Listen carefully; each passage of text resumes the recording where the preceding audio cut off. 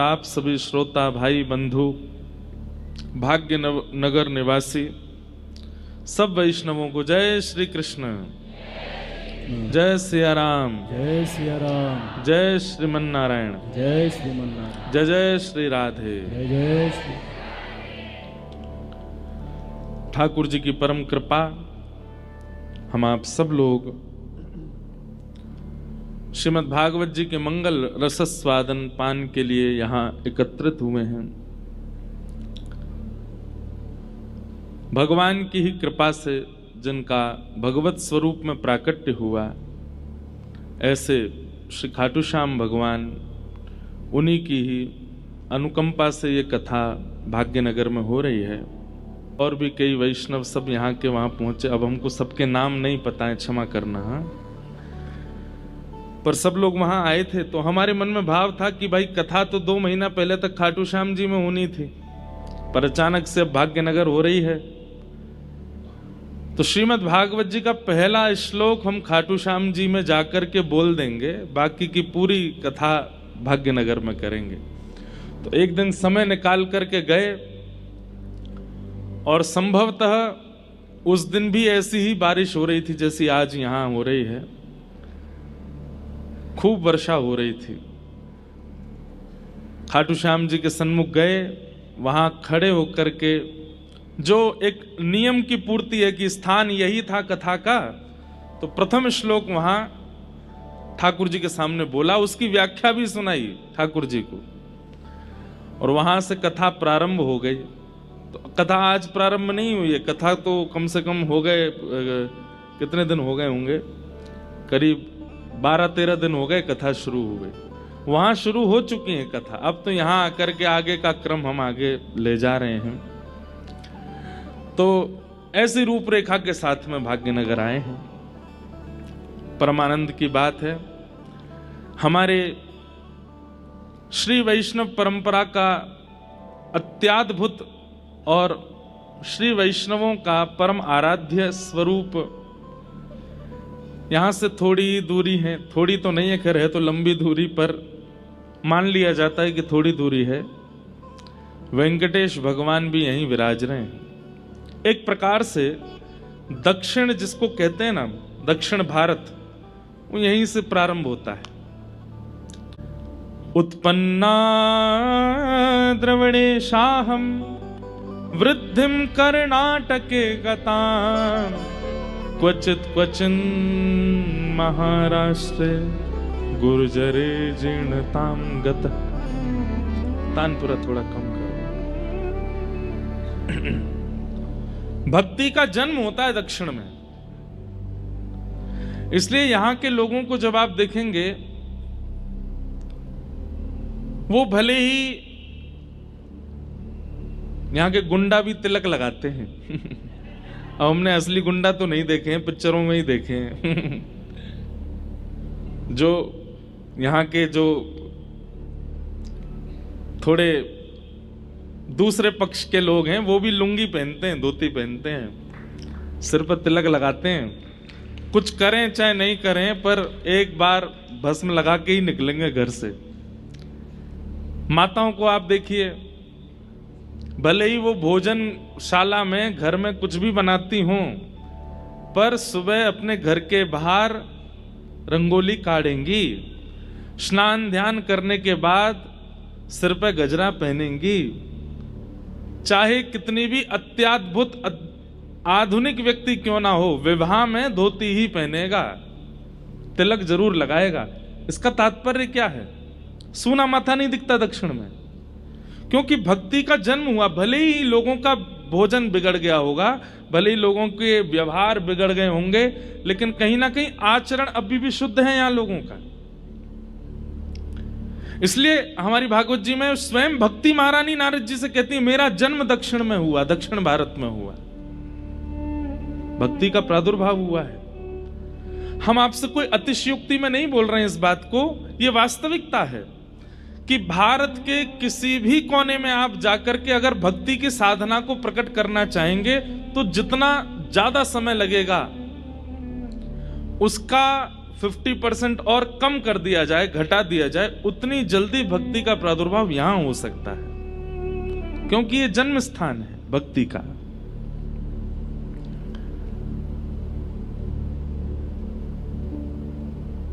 गुजरात अपनी जगह श्रेष्ठ है, उड़ीसा अपनी जगह श्रेष्ठ है, उत्तर भारत अपनी जगह श्रेष्ठ है, सब जगह की श्रेष्ठताएं भिन्न भिन्न हैं, पर दक्षिण का एक सौंदर्य है कि यहां भक्ति निवास करती है। हमारे यहां तो लोग व्यवहार में भी भक्ति को छोड़ देते हैं, आचरण में भी नहीं लाते। तिलक स्वरूप भी तब धारण करते हैं जब कहीं मंदिर आदि जाना हो, वृंदावन जाना हो तो यहां छापा लगवा लेंगे बस। होली पर, दीपावली पर, रक्षाबंधन पर कई लोगों के घरों में तो फिक्स ड्रेस है कि वो तभी पहननी है जब घर में दीपावली होगी, वो तभी पहननी है जब रक्षाबंधन होगी, वो तभी पहनना है जब इंडियन फेस्टिवल्स आएंगे। आप कहेंगे महाराज जी आप भेष पर इतना ध्यान क्यों दे रहे हो? व्यक्ति का चित्त अच्छा होना चाहिए ना। हमारी एक बात सुनिएगा। अभी कुछ दिन पहले हम और हमारे पूज्य श्री राधा कृष्ण जी महाराज, पंडित धीरेन्द्र कृष्ण शास्त्री, हम तीनों बैठे थे, तो आपस में चर्चा कर रहे थे कि युवाओं को किस चीज पर ज्यादा प्रेरित करना चाहिए। तो एक विषय हमारे गोवत्स महाराज जी ने छेड़ा और इतनी सुंदर बात उन्होंने बताई कि आज का युवा सबसे पहले तो भेष बदलना शुरू करे। और कैसे शुरू करे कि सप्ताह में केवल एक दिन ऐसा रखे, जैसे संडे छुट्टी है, जैसे सोमवार व्रत है, मंगलवार हनुमान जी का वार है, ऐसे ही सप्ताह में एक दिन ऐसा रखे कि उस दिन उसको भारतीय परिधान में ही रहना है, तिलक लगाना ही है, धोती पहननी ही है, कंठी धारण करनी ही है, बगलबंदी पहननी। ये एक साल में ये शुरू करे कि हर हफ्ते में एक दिन वो भारतीय भेष पहनेगा। तो हमने कहा कि इससे होगा क्या? बच्चे तो पूछने लगेंगे, आज के युवा पूछेंगे इससे क्या होगा। एक बार गुजरात में एक मंच पर नाट्य हो रहा था, नाटक हो रहा था, और उस नाट्य में भक्त नरसिंह मेहता जी का चरित्र दिखाया जा रहा था। और श्री नरसिंह मेहता जी का जो पात्र बना था, नरसिंह मेहता जी की तरह उसने वस्त्र भेष पहन रखे थे, हाथ में एक तारा लेकर के गा रहे हैं, ठाकुर जी को पुकार रहे हैं। जब नाट्य पूरा हुआ तो उसको इतनी जल्दी थी कि उसने पोशाक नहीं उतारी, वो सीधे बिना पोशाक उतारे ही घर भागा। जब बिना पोशाक उतारे घर भागा तो थोड़ी दूर जाने पर जब एकांत रास्ता बिल्कुल सुनसान हो गया तो उसको अनुभव होता है कि कुछ लोग उसके पीछे चल रहे हैं। जैसे ही वो पलट करके देखता है, ध्यान से सुनिएगा सब लोग, इधर देखो, वो पलट करके पीछे देखता है तो क्या देखता है कि अजीबों गरीब रूप वाले लोग उसके आसपास चल रहे हैं। और जैसे उसने पीछे देखा तो वो सब रुक गए। किसी की एक ही आंख है, किसी के 2-3 होठ हैं, किसी की 4-5 नाक हैं, किसी का सिर ही नहीं है। सबको देख करके वो घबरा गया। उसने कहा भैया आप लोग कौन हो? तो वे सब बोले हम अशद शक्तियां हैं, प्रेत समझ लो, भूत समझ लो, अशद शक्तियां हैं। बोले आप लोग मेरे पीछे क्यों चल रहे हैं? बोले तुम्हारे कुकर्मों के कारण हम तुम पर हावी होना चाहते हैं। तुमने अपने जीवन में इतने गलत गलत काम किए हैं, स्त्री व्यभिचार किया है, खान पान अशुद्ध किया है, लोगों के साथ छल किया है, कपट किया है, और तुम्हारा जीवन इतना ज्यादा व्यभिचार में निकला है कि हम तुम पर आक्रमण करना चाहते हैं। तो व्यक्ति बोला तो फिर आक्रमण कर क्यों नहीं रहे हो? तब वे सब बोले तुमने जो भेष पहना है ना नरसिंह मेहता का, इस भेष के कारण तुम बचे हो। हम बस प्रतीक्षा कर रहे हैं कि तुम ये भेष उतारो और हम तुम पे चढ़े हैं, हम तुम पे आक्रमण करें। तुम जैसे ही घर जाकर के धोती उतारोगे, तिलक मिटाओगे, ये पटका उतारोगे और ये गले में जो माला पहन के घूम रहे हो, जैसे ही तुम छोड़ोगे इसको, तुम्हारे ऊपर एक साथ 25 प्रेत आक्रमण करेंगे। वो व्यक्ति बोला आज से मैं प्रण लेता हूं, जीवन भर ऐसे ही रहूंगा ताकि आप लोग मेरे ऊपर ना आओ।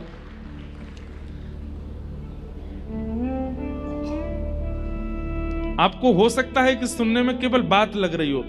लोग बाग हमारे पास आते हैं, कोई बोलते हैं हमारे ऊपर उसने टोना कर दिया, उसने टोटका कर दिया, उसने हमको नजर लगा दी, उसने हमारे साथ गलत कर दिया, मेरे को नेगेटिव एनर्जीज बहुत ज्यादा परेशान कर रही हैं। आपको पता है, हमसे हजारों लोग रोज मिलते हैं, हजारों लोग ईर्ष्या करते हैं, हजारों लोग नजर लगाते हैं, हजारों लोग नेगेटिव एनर्जीज के साथ मिलते हैं। क्यों कोई फर्क नहीं पड़ता? हमें लगता है इसमें और कोई बात नहीं है, ये भेष की कृपा है, ये भेष की ही कृपा है कि हम इतने बच रहे हैं, ये तिलक की कृपा है कि हम इतने बच रहे हैं, ये शिखा की कृपा है कि इतने बच रहे हैं। आपके दक्षिण भारत में, और आपका दक्षिण भारत का है, कोई हमारा दक्षिण भारत कोई अलग थोड़ा ही है। हमारे दक्षिण भारत में भेष कहीं ना कहीं आज भी बचा है। भले ही व्यवहार में और चित्त में भक्ति नहीं होगी, लेकिन उनके भेष में भक्ति है। भले ही वो असद वस्तु खा रहे हैं, लेकिन खाएंगे काय पे? केले के पत्ते पे। वो बात अलग है कि भाई देखो कलयुग अपना प्रभाव तो दिखाएगा ना, लेकिन किसी न किसी रूप में यहां के लोगों में, हमारे भारतीय भाई बंधुओं में भेष में भक्ति का दर्शन होता है। इसलिए हमारी आपसे प्रार्थना है, यहां भक्ति नृत्य करती है, भक्ति का जन्म स्थान है दक्षिण भारत। जो उत्तर भारतीय लोग भी यहां विराजते हैं, उनसे भी हमारी प्रार्थना, और जितने युवा सुन रहे हैं उनसे भी हमारी प्रार्थना, रोज ही हो जाए तो बहुत अच्छी बात है, नहीं तो हफ्ते में एक दिन तो पूर्ण वैष्णव भेष में रहिए, अपने मस्तक पर तिलक धारण कीजिए। शास्त्र आज्ञा, मैं कल श्लोक याद करके सुना दूंगा। सूना माथा अगर किसी का हम देखते हैं, हम गंगा जी स्नान करके आए, बद्रीनाथ होकर के आए, केदारनाथ होकर के आए, जगन्नाथपुरी होकर के आए, द्वारिकापुरी होकर के आए, इतने सारे पुण्य इकट्ठे करके आए, लेकिन जैसे ही हम किसी सूने माथे वाले व्यक्ति को देखते हैं, तो सूने माथे वाले व्यक्ति को देखने से पुण्य क्षीण होते हैं। सोचिए आप, कितनी बड़ी बात है। आप कहेंगे महाराज जी तो फिर क्या, दो ही उपाय हैं, एक तो सामने वाला व्यक्ति सूना माथा ना रखे। भाई तुम खुद पुण्य नहीं कर रहे, दूसरों के तो क्षीण मत करो। चाहे एक बिंदी सही धारण करो, चाहे एक तिलक ही सही धारण करो। वैसे तो शास्त्रों में आ गया 12 अंगुल, ये उंगलियां 12 गिनो, इतना होना चाहिए। 12 नहीं हो तो अष्टांगुल, अष्टांगुल नहीं हो तो 4 अंगुल, 4 अंगुल नहीं हो तो 2 अंगुल, 2 अंगुल नहीं तो 1 अंगुल होना चाहिए। माताओं के सिर पर भी बिंदी आदि कुछ होनी चाहिए। और दूसरा उपाय क्या है? बोले सामने वाला भले ही तिलक नहीं लगा रहा, तुम तिलक लगा के चलो, तो उससे क्या होगा कि उसके सूने माथे देखने से आपका पुण्य क्षीण नहीं होगा। तो भक्ति विराजती है दक्षिण भारत में, यहां उत्पन्न होती है। ऐसे ही दक्षिण में अत्याद्भुत देवस्थान हैं, जहां श्री तिरुपति हैं, तिरुपति बालाजी, जहां श्री रंगनाथ भगवान श्रीरंगम में हैं, जहां पद्मनाभ भगवान त्रिवेंद्रम में हैं, जहां संपत कुमार भगवान बेंगलोर के पास में है, और एक बहुत सुंदर मेरा अति प्रिय स्थान है केरला में है गुरुवायूर, वहां पर छोटे से गोपाल जी हैं। इतने सुंदर सुंदर स्थान दक्षिण भारत में, ऐसा लगता है कि हमने अच्छा। अब एक बात और सुनिए,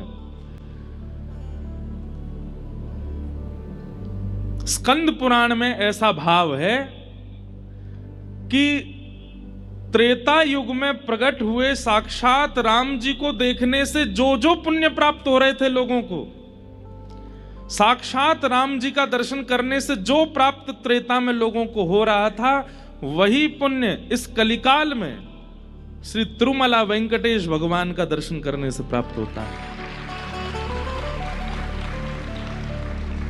वो साक्षात रघुनाथ जी, साक्षात श्री कृष्ण यहां पर तिरुमला में तिरुपति रूप में साक्षात ठाकुर जी वेंकटेश भगवान विराज रहे हैं। उनका दर्शन और श्री राम जी के दर्शन में कोई भेद नहीं, एक ही है। ऐसे अत्याद्भुत स्थान आपके दक्षिण भारत में है, आप यहाँ रहते हैं। आप सबको हमारा बहुत बहुत प्रणाम, बहुत बहुत वंदन, बहुत बहुत स्वागत। भाग्यनगर में आना हुआ है, पहला दिन है आज कथा का। हम तो समय से आ गए थे, पर हमको लोगों ने रोका, बोल अभी नहीं जाना, थोड़े और रुको, व्यवस्था चल रही है, मंच बनना है, इसलिए हम थोड़े विलंब से आए। और हम रुके भी बहुत दूर हैं यहाँ से, 30-40 मिनट तो हमको आने में ही लगे, नहीं तो समय से ही आने का भाव है। जगह भी बहुत, शहर से बहुत दूर जाकर के स्थान है, लेकिन यही अच्छा है। अनधिकारी नहीं आएंगे, अधिकारी ही आएंगे, जिनको बहुत ही चाव होगा ना। भाई देखो, कहीं का डोसा प्रसिद्ध होता है, कहीं की इडली प्रसिद्ध होती है, कहीं का बड़ा पाव प्रसिद्ध होता है। जिसकी जीभ में चट्टपना होता है वो पहुंच ही जाता है, खाने के लिए वहां उपस्थित हो ही जाता है। अब आपके घर के भारी बड़ा पाव है तो आप साल में एक ही बार खाते होंगे, या 2-2 साल तक खाते ही नहीं होंगे, लेकिन दूर होता है तो फिर जाते भी। तो ऐसे ही जिनके चित्त में निश्चित ही श्री प्रियालाल जी के दिव्य लीला को सुनने का अत्यंत चाव होगा, वो कैसे भी आ जाएंगे। बस पकड़ के आएंगे, ऑटो पकड़ के आएंगे, बाइक से भग के आएंगे, रेनकोट पहन के आएंगे, आ ही जाएंगे। और उनमें से आप सब लोग हैं, इसलिए आप सब लोगों को बहुत बहुत प्रणाम। मैं तो पहले जगह मैंने कि भाई इतना दूर शहर से, लेकिन फिर मन में आया कि नहीं, चलो अधिकारियों की, अब अधिकारियों के दर्शन होंगे।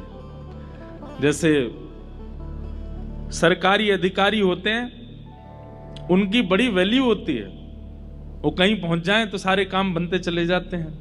ऐसे भक्तों में अधिकारी अनधिकारी भी होते हैं। अनधिकारी कौन से भक्त हैं? जो केवल अपनी कामना के लिए ठाकुर जी को भजते हैं, वो अनधिकारी होते हैं। पर इतना श्रम करके इतनी दूर व्यवस्थित होने के लिए अधिकारी ही आएंगे। तो आप सब लोग अधिकारी हैं, आप सबको बहुत बहुत प्रणाम।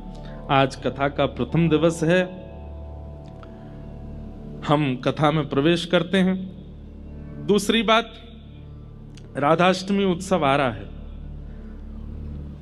हमारे लाल जी बहुत जोर शोर से राधाष्टमी मनाते हैं। अब वो जोर शोर से कैसे मनेगी, उसकी रूपरेखा आप लोग बना लीजिए।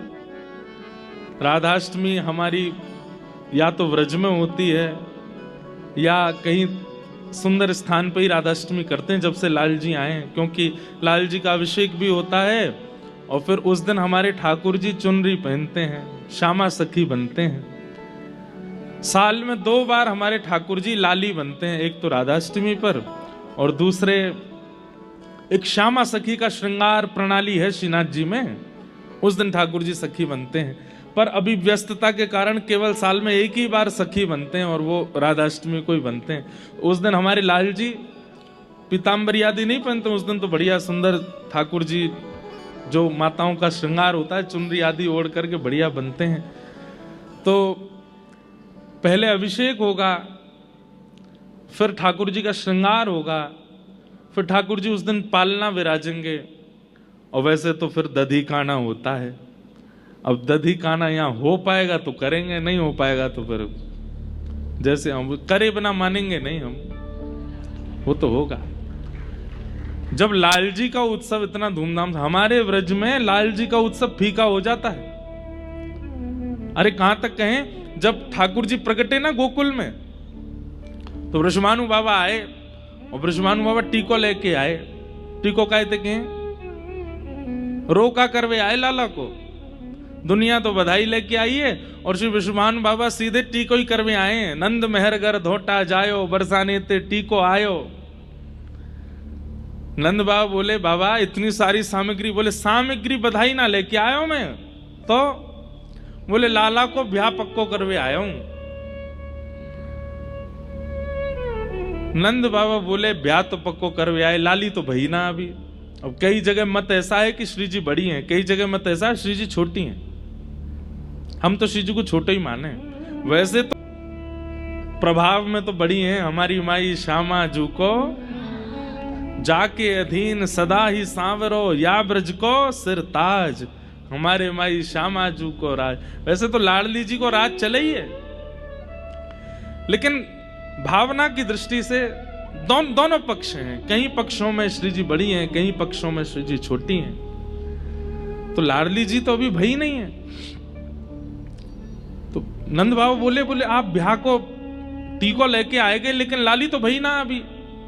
बोले टीको कर जाएंगे तो लाली को आना पड़ेगा, जमाई को पहले ही टीको कर देंगे तो लाली आवेगी। और 1 वर्ष बाद बरसाने में बधाई होने लगी। नंद बाबा, यशोदा मैया, लाला तीनों गए। ठाकुर जी गोद में गए 1 साल के, पीली झंगुली पहन करके, बगनखा पहन करके, सिर पर नेक्सो से मोर पिछ बांध के। ठाकुर जी की गर्दन अब संभलन लगी है, 1 साल के है गए। 2 दतुइयां निकल आई हैं, यशोदा मैया की गोद में चढ़ के गए। तो नंद बाबा बार बार यशोदा मैया से यही कहते जा रहे हैं, बोले हमारे लाला के जन्मोत्सव जैसा उत्सव ना भयो, हमारे लाला को उत्सव बहुत जोरंते भयो, हमारे लाला के उत्सव में ये भयो वो भयो, सब चर्चा करते जा रहे। बरसाने अभी किलोमीटर दूर है और वहीं से ही कहा देख रहे हैं नंद बाबा, पीरे पीरे पीरे पीरे बादल दिखाई दे रहे हैं आकाश में। नंद बाबा बोले ये ऐसे पीरे पीरे बादल, बिल्कुल केसर जैसो रंग। और केसर जैसो रंग बादलन को कब होवे? या तो सूर्य उदय हो रहे हो या सूर्य अस्त हो रहे हो। और इस समय ना तो सूर्य उदय हुआ है ना अस्त हुआ है, मध्याह्न का समय है, 12-1 बजे होंगे दोपहर के, और पीरे पीरे बादल। बोले ऐसो कैसे? तभी पता चली कि महाराज बरसाने में लाली के हैवे पर ऐसो दधी कानो कियो, दही हल्दी केसर मिलाए के ऐसी कीच मचाई है महाराज कि बादर भी केसरी है गए श्री जी के जन्मोत्सव पे। तब नंद बाबा ने दूर से ही समझ गए, बोले हमारे लाला को उत्सव तो फीको पड़ गो, लाडली जी को उत्सव तो अद्भुत है। तो एक प्रकार से हमारे लाल जी की जन्माष्टमी जैसी मनती है, उससे 21 होनी चाहिए राधाष्टमी। और वो जिम्मा अब आप भाग्यनगर वालों को मिला है, तो इसलिए राधाष्टमी पे कोई चूक रह नहीं जाए। भले ही चौथे दिन कृष्ण जन्म होगा कथा में, राधाष्टमी 30 की है, 31 की, 31 की, अभिषेक 31 को होएगो और फिर पूरे दिन उत्सव मनेगो 31 तारीख, यानी कि 3rd लास्ट डे कथा का। कथा के अनुसार तो उस दिन गोवर्धन लीला होगी, लेकिन अब उसकी योजना आप लोग सब जो यहाँ के व्यवस्था प्रमुख सब लोग बैठ के बनाओ। हमारे लाल जी आनंदित है जाए कि भाई भाग्यनगर में राधाष्टमी में सुख है गयो, आनंद है गयो। तो ऐसी भावना है। आइए अब ज्यादा विलंब ना करते हुए, आज प्रथम दिन का कथा का है, कथा में प्रवेश करते हैं। कल से बिल्कुल समय से कथा अपने स्थान पर प्रारंभ होगी। आप सब लोग समय का ध्यान रखिएगा। बोलो वृंदावन बिहारी लाल की सच्चिदानंद रूपा। उद्देश्य यदि है तो भागवत सुनने का अधिकार पूर्ण होगा, प्राप्त होगा।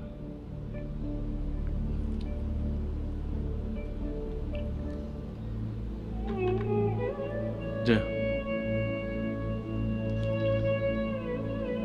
जो भी लोग खड़े हैं बैठ जाएं, बस सब लोग प्रेम से कथा सुने। किशोरी जी डोल नहीं है।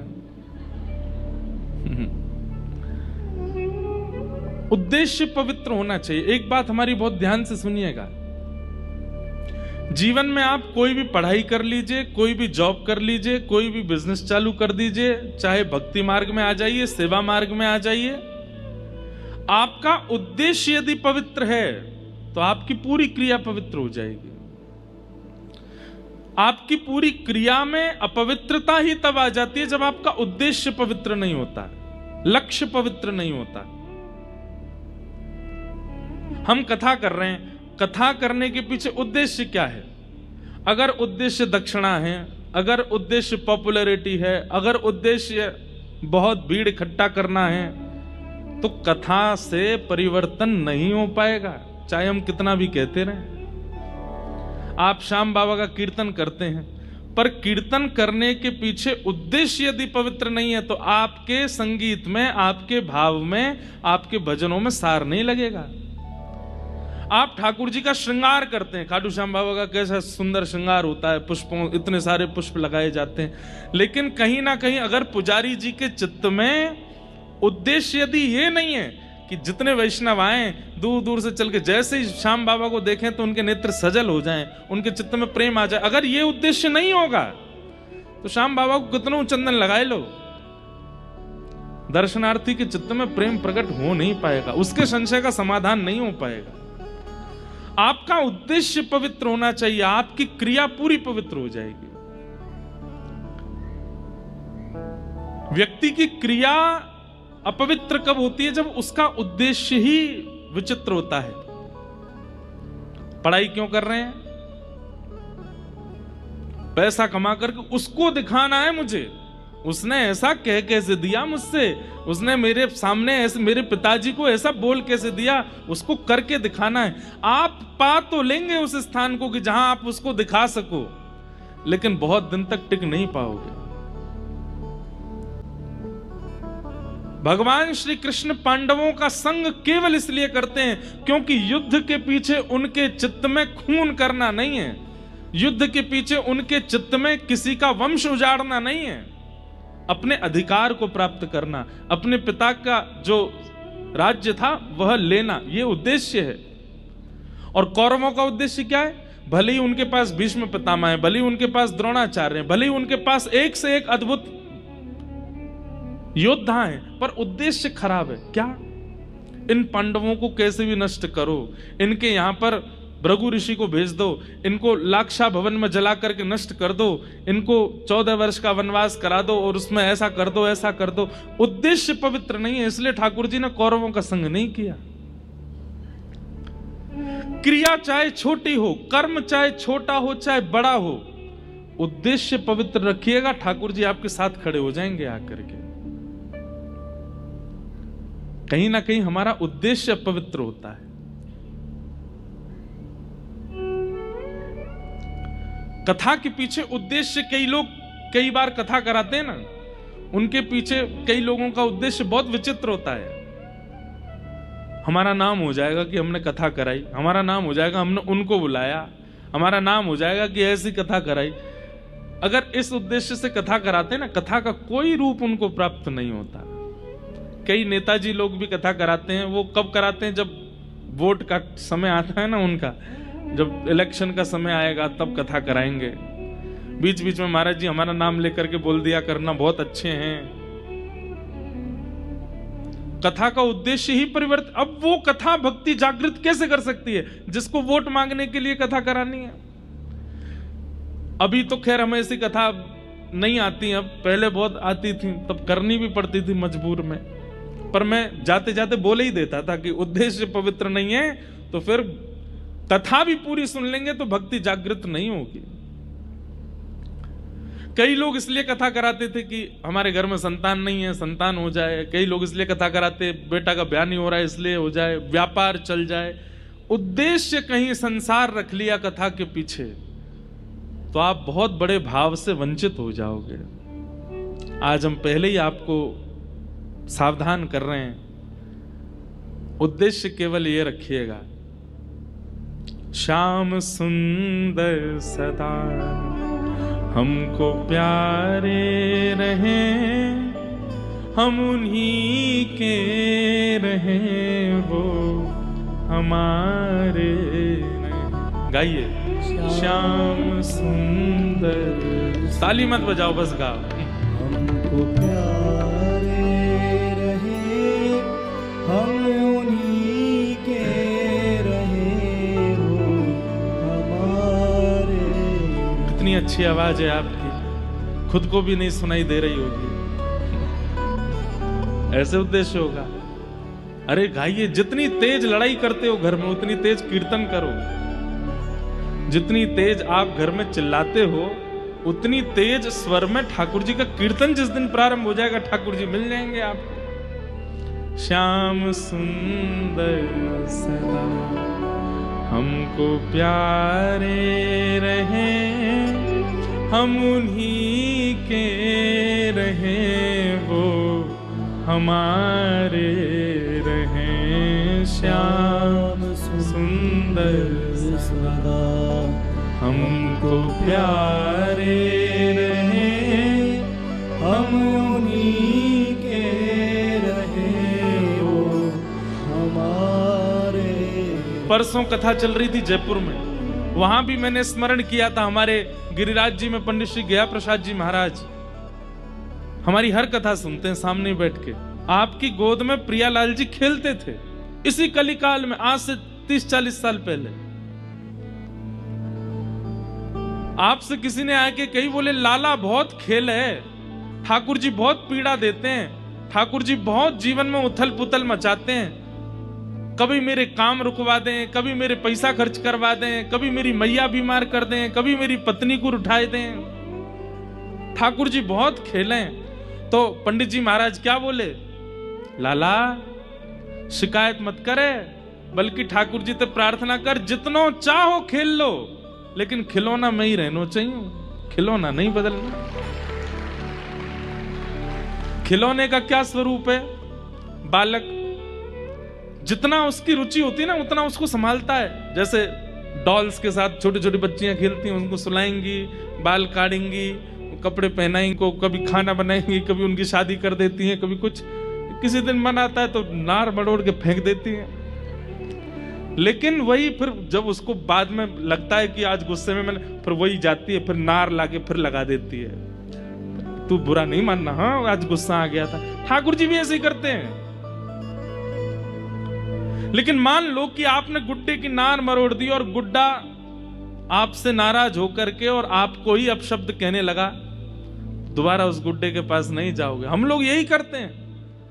ठाकुर जी खेल क्या लेते हैं हमारे साथ में, हम शिकायतें शुरू कर देते हैं। पंडित श्री गया प्रसाद जी महाराज कहते, बोले जितनो चाहो खेल लो हमारे साथ, पर एक ठाकुर जी वचन दे दो कि खिलौना में ही रहना चाहिए, खिलौना मत बदलना, चाहे जो कीजिए हमारे साथ, पर हमें बदलिएगा नहीं। इसलिए भैया उद्देश्य पवित्र रखो कि इस कथा के सप्ताहवें दिन जब ये कथा विश्राम हो, हर दिन आप ठाकुर जी के थोड़े समीप पहुंचो। आज जितने हैं, शाम को कथा विश्रांति तक आप ठाकुर जी के और समीप होने चाहिए। कल कथा प्रारंभ से विश्राम तक और समीप आ जाने चाहिए। अरे आपका उद्देश्य इतना पवित्र हो जाए कि 7वें दिन यहां कथा विश्राम हो, भले ही सब चले जाएं, लेकिन इस पंडाल में ही कहीं आपको शाम सुंदर दिख जाए। बस ये हो जाए कि आ गए सन्मुख। भागवत की कथा से उद्देश्य की कामना पूर्ति करने वाले लोगों से हमारी प्रार्थना है, यहां वैभव मत मांगिए, यहां संपत्ति मत मांगिए, यहां यश मत मांगिए, यहां ऐश्वर्य मत मांगिए, केवल कृष्ण को मांगिए। श्रीमद् भागवत जी वो प्रदान करने के लिए बैठी हैं। मतलब वही बात हो गई कि आप साड़ी की दुकान पर गए और साड़ी वाले से बोल रहे, भैया कलाकंद खिला दो। कलाकंद है नहीं, वो मंगवाएगा, किसी को भेजेगा, भाई वो बाहर दुकान है मिठाई की, वहां से ले आओ। भैया थम्स अप पिला दो, है नहीं, मंगवाएगा। भैया दूध पिला दो, अरे भाई तुम साड़ी तो लो। ठीक वैसे ही भागवत जी की शरण में आकर के आप कहोगे कि हमारे जीवन के आर्तों को दूर कर दो, तो भागवत जी फिर बाहर ब्रह्मा जी इसके आर्त दूर करो। आप भागवत जी कथा में आकर के कहेंगे कि हमारे जीवन के ये कामनाएं इनको पूर्ण करवा दो, तो फिर भागवत जी बाहर किन्हीं देवताओं को ढूंढेंगी, भाई इसकी कामना पूरी करो। लेकिन भागवत जी से आपने अगर कामना की कि आप केवल श्याम सुंदर को प्रदान कर दो, भागवत जी कहेंगे हमारी गोद में बैठे, ले तेरी गोद में बैठा दो, ये तो मेरे पास है, ये तो मेरी सामग्री है। भागवत जी की सामग्री है श्री कृष्ण, मांगिए प्रदान करेंगे। इसलिए उद्देश्य पवित्र रखिएगा। भगवान के 3 रूप हैं, सत्य, चैतन्य और आनंद। बहुत ध्यान से सुनिएगा। सबसे पहला ठाकुर जी का स्वरूप क्या है? सत्य। सत्य विश्वास होता है।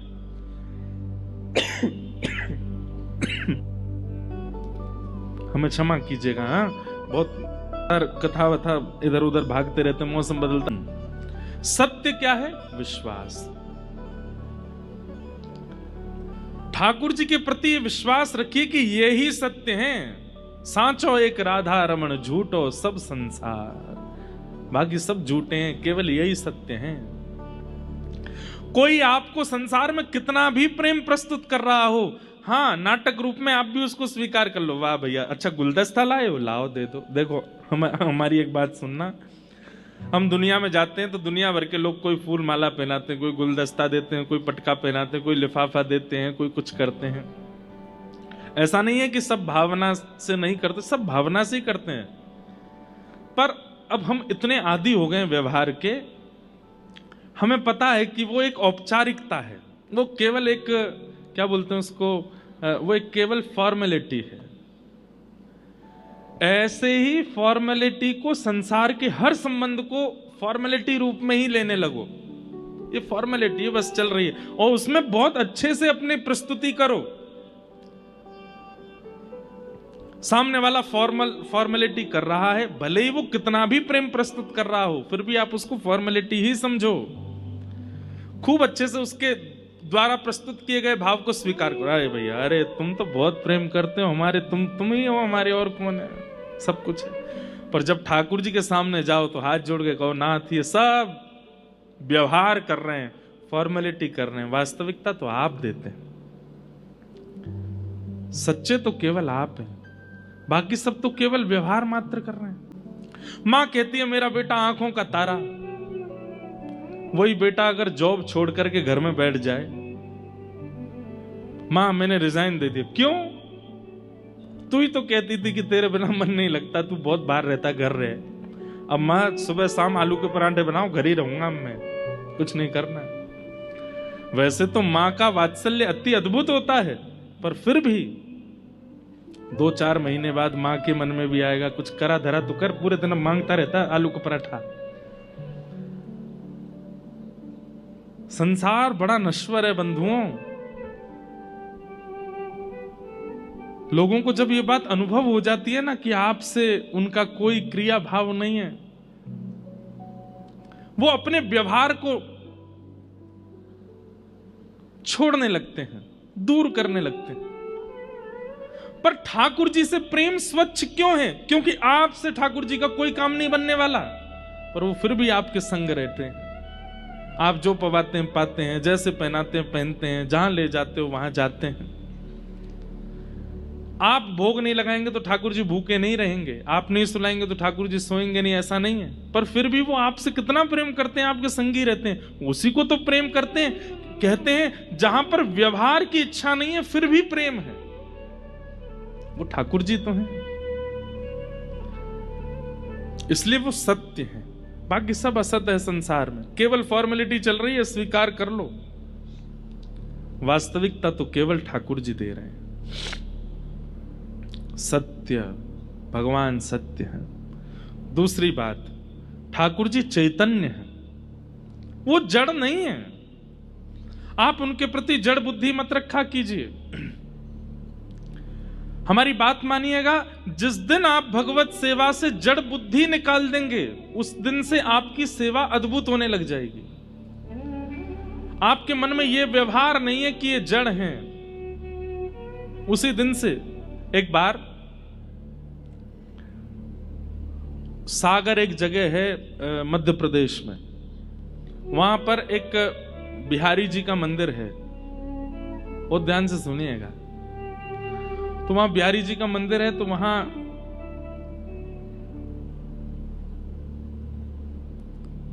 बिहारी जी की गौशाला भी छोटी सी, तो वहां गैया की सानी भी पुजारी जी करते थे, बिहारी जी की सेवा भी पुजारी जी करते थे। सानी समझते हैं? भूसा आदि, उसमें चारा आदि मिला करके गाय के लिए उपयुक्त उसको बनाना, उसको सानी कहते हैं। तो पुजारी जी बेचारे पूजा भी करते, सेवा भी करते, गौशाला में सानी भी करते, सब करते। आज पुजारी जी पता नहीं क्यों श्रमित ज्यादा हो गए, तो गैया की सानी नहीं करी उन्होंने। तो स्वयं बिहारी जी गए सानी करने, ठाकुर जी निकल के गए और सानी करके आए। इतने में ही पुजारी जी लौटे आए, तो ठाकुर जी दौड़ करके गए और जाके ऐसे खड़े हो गए। जैसे ही ठाकुर जी जाके खड़े हुए, तो पुजारी जी ने क्या देखा, गौशाला से लेके मंदिर तक पूरे ऐसे भूसा पड़ा हुआ है, भूस पड़ा हुआ है। मंदिर में जैसे ठाकुर जी को था, ठाकुर जी के हाथ पर गैया की सानी के वो सब भूसा लगे हुए थे। पुजारी समझ गए, बोले जय जय, आज मैं भूल गया तो आप सानी करके आए गैया की। तो ये कथा हम सुना रहे थे कथा में, तो हमने केवल ये बताया कि पुजारी जी ने देखा कि ठाकुर जी के हाथ में सानी के भूसा लगे हैं, और पुजारी जी के नेत्र सजल हो गए। मैंने कहा भैया ऐसे बिहारी जी आपके सागर में विराजते हैं। अब इतना कहकर के कथा विश्राम हो गई, हम जैसे जाने लगे, एक बालक दौड़ा दौड़ा आया, बोले महाराज जी आपने क्या कर दिया? मैंने क्यों?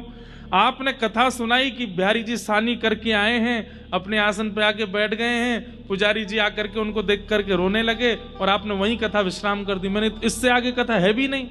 अरे कम से कम इतना तो बोल देते कि पुजारी जी ने कपड़ा लेके ठाकुर जी के हाथ पहुंचे, अब रात भर ठाकुर जी के हाथ में सानी लगी रहेगी। आपने कथा वहीं विश्राम कर दी। अब यहां देखिए, वो व्यक्ति कथा को कथा की तरह नहीं सुन रहा।